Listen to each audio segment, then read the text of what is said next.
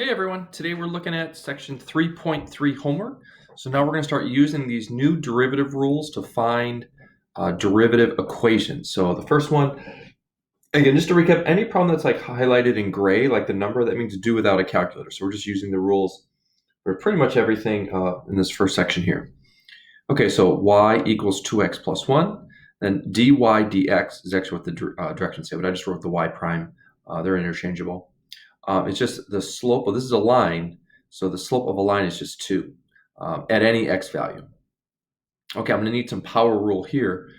So the derivative is, well, let's see, the derivative of 1 is 0. The derivative of negative 1x is just negative 1 because that's the slope of that line. So that's like that, the sum and difference rule. We're adding and subtracting. We're taking the derivative of each term. The derivative of 1, the constant is 0. The derivative of this is negative 1. And now we need to use that power rule. Bring the 2 down and then subtract 1. So 2x to the 1. And then power rule here, bring the 3 down, 3x squared. Done. Without doing all that hard algebra like we've been doing. Okay, so 9 is asking for a horizontal tangent line. So we need to figure out where this function has a horizontal tangent. So the trick with this is, first we need to figure out the equation, the derivative equation, to solve for the slope of the tangent line. So if I take the derivative of this, power rule 4x cubed. Again, there's a number here, so I'm going to bring the 2 down and multiply it by the 4. So it's going to be 8x with a negative in front, and then plus 0, derivative constant 0. So here's what I'm going to do. I'm going to take my derivative, and I'm going to set it equal to 0, and then back solve for the x value where the slope of the tangent line equals 0. That's the game here. Take your derivative, set it equal to 0, and then solve for the x value where that derivative will equal 0. If I factor in a 4 and an x out here, I'm left with x squared minus 2 equals 0. So then I can, set 4x equal to 0. Let me get this going here. Set 4x equal to 0. So that's x equals 0. Set x squared minus 2 equals 0. X squared equals 2. X equals plus or minus the square root of 2. So at these three x values, 0, root 2, and negative root 2, the instantaneous rate of change or slope of the tangent line of this function will equal 0. So those are going to be like where our mins and maxes are. So that's going to develop into a really important idea. Like solving for mins and maxes of an original equation is where the derivative equals 0 because the slope of the tangent line is going to equal 0 at that min or max point. Okay, so then 13 we're going to do two different ways. We're going to do a product rule, and then we're going to multiply it out, and then just do our power rule. So if I was setting up a product rule here, there's two things multiplied together. So the derivative is the derivative of the first thing times the second plus the first thing times the derivative of the second. So if you notice, I've just applied the product rule, but I haven't actually taken any derivatives. And I like doing that first just to kind of lay everything out. So then now I'm going to take the derivative of x plus 1. Well, the derivative of x plus 1 is just 1. It's a line. And then that's going to be times this thing here, plus I'm going to bring this down here. And then the derivative of x squared plus 1, I'm going to use the power rule, 2x, and the derivative of 1 is 0. So this is done right here. If you want, you can do a little simplifying. So this would be x squared plus 1. And then if I distribute this as 2x squared plus 2x. So adding all that together, looks like I have 3x squared plus 2x plus 1. Okay. So that's if I did the product rule first and then kind of simplified. So if I FOILed this out, if I take this and just do my y equals, let's see, so the first terms, this would be, so I'm not taking any derivative yet, I'm just FOILing it out. X cubed plus x squared plus 1. Cool. So this derivative here is going to be 3x squared plus 2x plus the derivative of this is 1, and the derivative of that is 0. So again, just doing a little pre-calc first and FOILing it out, and then taking the derivative, you're going to get the same thing either way. So that's 13. Okay, so now 17, now we're getting into some of these harder rules. Now we're getting into the quotient rule. And so first, I like to set up my quotient rule. Again, these are things to memorize. We're going to be using this for the rest of the year, so the sooner you memorize it and get comfortable with it, you're going to make your life a million times easier. So I'm going to set up my quotient rule. So I have two things divided. So I'm going to take the derivative of the first thing times the second minus the first thing times the derivative of the second all over the second squared. So here is my quotient rule all set up. Now, the little more work I have to do is in this bucket here, the derivative of 2x plus 5 is just 2. And then the derivative of 3x minus 2 is just 3. And then I'm going to leave everything else alone. And I'm just going to leave my answer like that. And when you're doing this by hand, a lot of times just leave it, and that's totally fine. Okay. Okay, 21, another quotient rule. So I'm going to take the derivative of the first thing first times the second minus the first times the derivative of the second thing all over the second thing squared. Okay, so I need to do a power rule here. So that's going to be 2x, bring that down.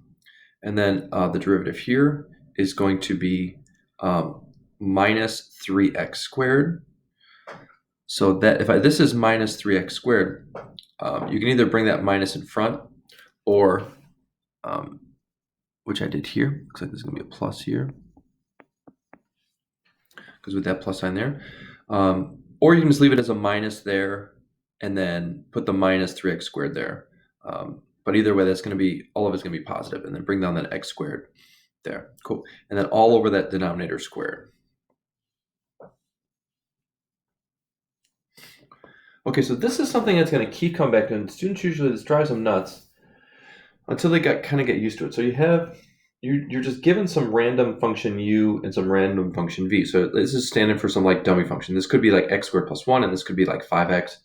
We don't know what u is and what v is, but we're saying it's some function times some function for this 24a. And we want to take the derivative of some function times some function. So this is a product rule. So it's going to be the derivative of the first thing times the second plus the first times the derivative of the second. So here's my setup. And then we're told all this information. So the derivative of u at 2 is equal to negative 4. And then the v value is equal to 1. And then just the u value is equal to 3. And then the derivative of the v function at 2, the derivative of v function is equal to 2. So we just kind of set up our derivative and then just use that information to kind of plug in values. And this would be minus 4 plus 6 is equal to 2. And now again, if you take u over v, I'm going to take the derivative of the first thing times the second minus the first times the derivative of the second all over the second thing squared. So looking at this here, the derivative of the u function at 2 is equal to negative 3. Derivative, sorry, that's the wrong problem. That's 24. The derivative function is equal to negative 4 times the v function is equal to 1 at x equals 2 minus the u value at x equals 2 is equal to 3. And then the derivative of the v function at that x value is equal to 2. And then all over the value of the v function at 2, which is 1 squared. Okay, so this is going to be 1 on the denominator. And this is going to be minus 4 minus 6, which is minus 10. And then just flipping that, v over u is going to be the derivative of the first thing times the second minus the first times the derivative of the second all over the second thing squared. And now we can kind of plug in those values.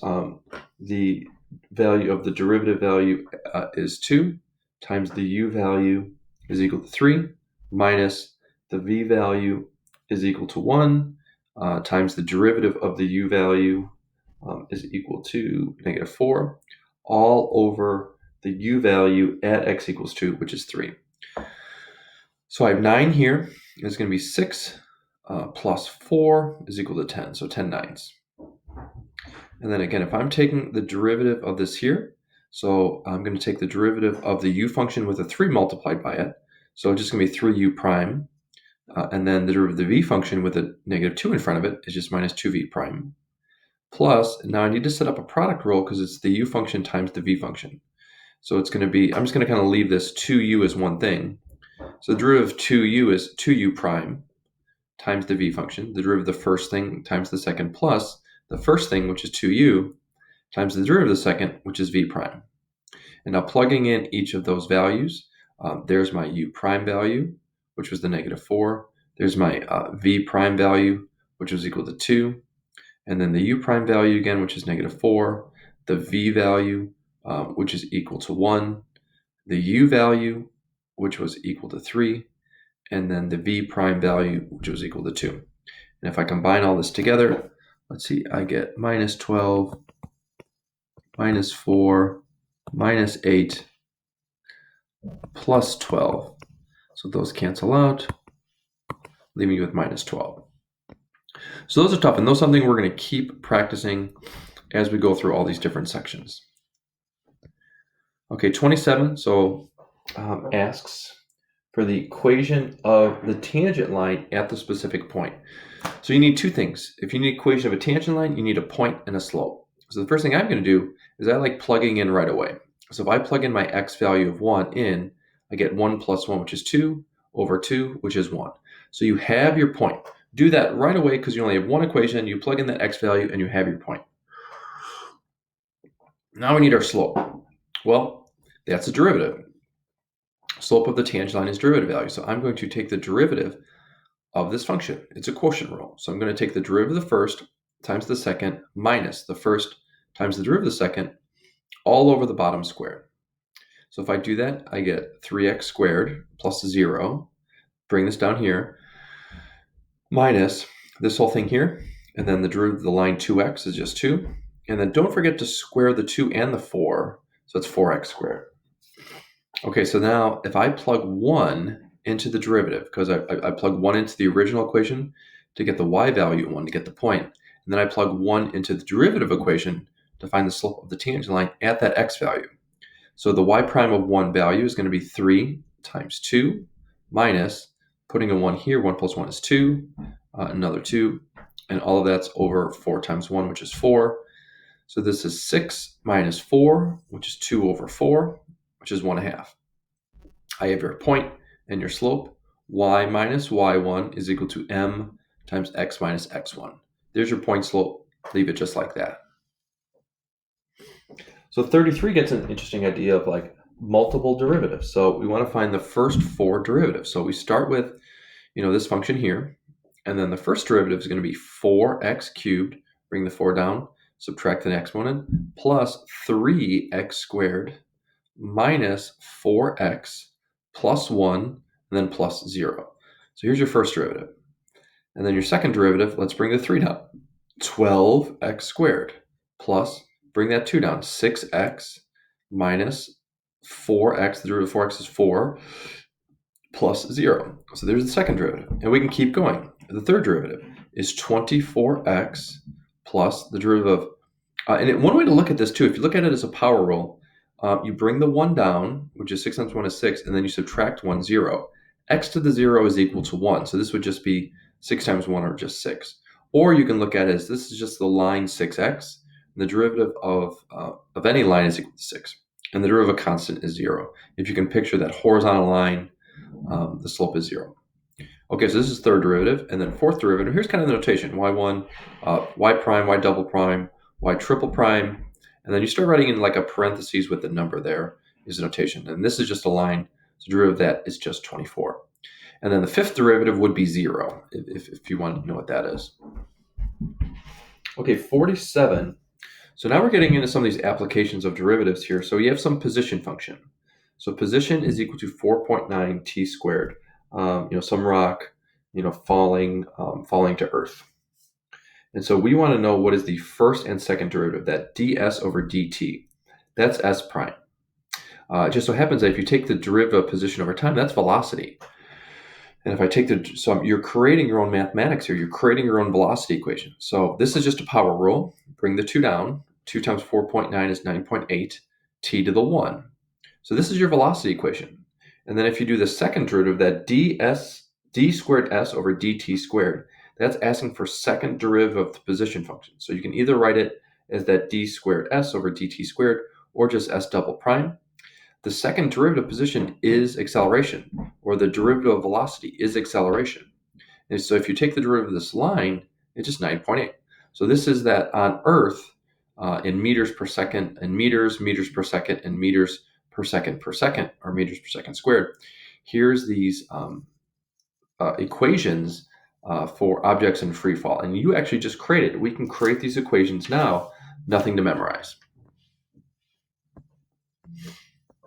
Okay, so some true false right on the bottom right corner of page 125. And we're taking the derivative of the pi cubed function. And what a lot of students will do, they'll start doing this 3 pi squared. And that's false. That's not true. Because pi is a number. This isn't a variable. It's not like x cubed. The derivative of x cubed, a variable cubed, is 3x squared. This is a number. This might as well be, like this is roughly 3. Pi is, 3.14. So like 3 cubed, it's roughly like 27-ish. So what's the derivative of the number 27-ish? It's equal to 0. Pi cubed is a constant, so the derivative is 0, just like what's the derivative of 5 or what's the derivative of 7. Cool. Okay, so 54. We're looking at this 1 over x, and we want to know the derivative of 1 over x. So 2 different ways to look at it. You can either do a quotient rule, which is the derivative of 1, the top, times the bottom, minus the first times the derivative of the second, all over the second squared. And if you notice, when you set up your quotient rule, the derivative of 1 is 0, so this part's gone, and then minus, this is 1, and then the derivative of x, the slope of this line is just 1, so it's negative 1 on top, and then the x squared in the denominator. So we have a fraction, and you want to know when you have a horizontal tangent. A horizontal tangent is when this equation equals 0. Well, this equation is never going to equal 0, because in order for a fraction to equal 0, you need the numerator equal 0. But there's just a negative 1 there. So this fraction will never equal 0, so the derivative never equals 0. So then this original function has no horizontal tangents. Now, this function is undefined at 0, as well as this. If you notice, this is undefined and this is undefined. So you can't draw any tangents there anyways, but just kind of an FYI there. And another way we could have done this is we could have written 1 over x as x to the negative 1. And if you take that derivative, you can use that power rule, negative 1x to the negative 2, which would equal negative 1, and bring that, x to negative 2 is the same as 1 over x squared. So different ways to do that same problem. So hopefully you had fun with these 3.3 problems. Again, keep practicing. The sooner we get these down, just the easier we're going to make our life. See you next time.